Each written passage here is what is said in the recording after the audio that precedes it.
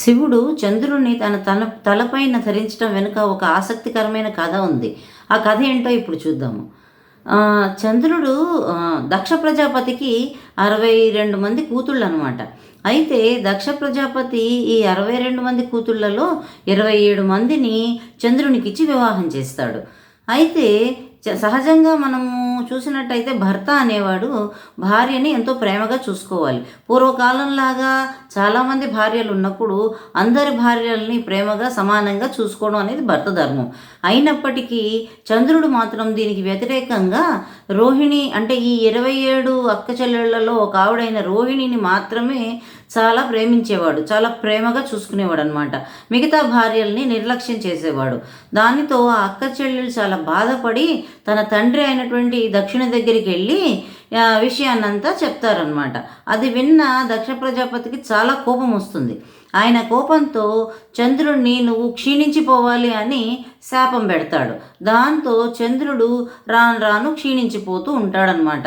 ఇక బాధగా ఉన్నప్పుడు నారదుడు చంద్రుడి వద్దకు వస్తాడు. వచ్చి నారదుడు అంటాడు, నిన్ను ఈ సమస్య నుండి గట్టెక్కించగలిగినది కేవలం ఆ మహాదేవుడే, కనుక నువ్వు వెళ్ళి ఆయన్ని శరణు వేడుకో అని అంటాడనమాట.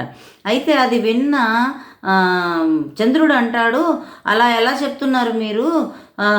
మహాదేవుడు నాకెందుకు శరణం ఇస్తాడు? ఎందుకంటే దక్ష ప్రజాపతి మహాదేవునికి గొప్ప భక్తుడు కదా, తన భక్తుడిని వీడి ఆయన శాపం పెట్టిన నాకెందుకు సహాయం చేస్తాడు అని అంటాడనమాట.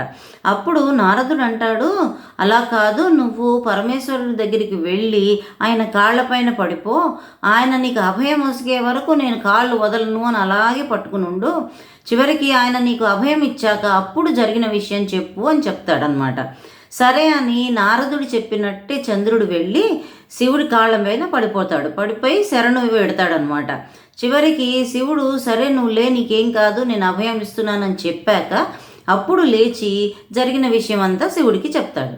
అది విన్న పరమేశ్వరుడు అయోమయంలో పడతాడు. ఇప్పుడు ఎట్లాగా? ఒక పక్కనేమో తన భక్తుడైనటువంటి దక్షుడిచ్చిన శాపము, ఇంకో పక్క తన అభయం ఇచ్చినటువంటి తన భక్తుడు, ఇప్పుడు ఏం చేయాలా అని ఆలోచనలో పడతాడు. ఇంతలో దక్షుడు అక్కడికి వస్తాడు. వచ్చి శివునితో వాగ్యుద్ధానికి దిగుతాడనమాట.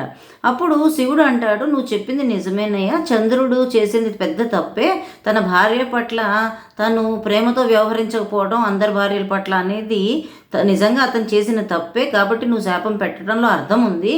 అయినప్పటికీ ఈ విశ్వానికి చంద్రుడు చాలా అవసరము, చంద్రుడే క్షీణించిపోతే మొత్తం విశ్వం అంతా కష్టాల పాలవుతుంది, కనుక విశ్వాన్ని దృష్టిలో పెట్టుకునైనా నువ్వు చంద్రుడికి శాప విమోచనం కలిగించు అని అంటాడనమాట. అన్నా కూడా ఆయన ససేమిరా ఒప్పుకోడు.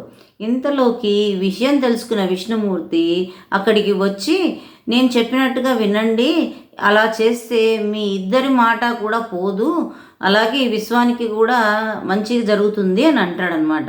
అయితే సరే అంటారు దక్షుడు ఇంకా శివుడు. అప్పుడు విష్ణుమూర్తి అంటాడు, నేను నా శక్తితోటి చంద్రుడిని 2 భాగాలుగా విభజిస్తాను.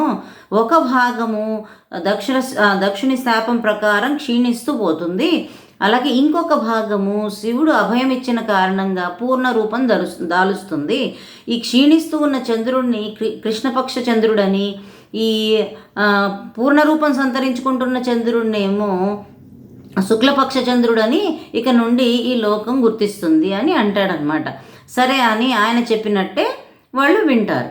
కనుక అప్పుడు విష్ణుమూర్తి చంద్రుని 2 భాగాలుగా విభజిస్తాడనమాట. విభజించి ఇక ఆయన చెప్పినట్టే సగం చంద్రుడేమో క్షీణిస్తూ ఉంటే సగం చంద్రుడు పూర్ణ రూపాన్ని సంతరించుకుంటూ, మనకి పూర్తిగా క్షీణించిన చంద్రుడు అమావాస్యగాను, పూర్తిగా పరిపూర్ణ రూపం తెచ్చుకున్న చంద్రుడేమో పౌర్ణంగాను మనం అంటూ ఉంటాం అన్నమాట. అయితే ఇదంతా కూడా శివుని పర్యవేక్షణలో జరుగుతూ ఉంటుంది. కనుక శివుడు చంద్రుడిని తన తలపైన ధరిస్తాడనమాట. అందుకే శివుణ్ణి మనం చంద్రమౌళి అని కూడా అంటూ ఉంటాము. ఇది దీని వెనుక ఉన్నటువంటి కథ.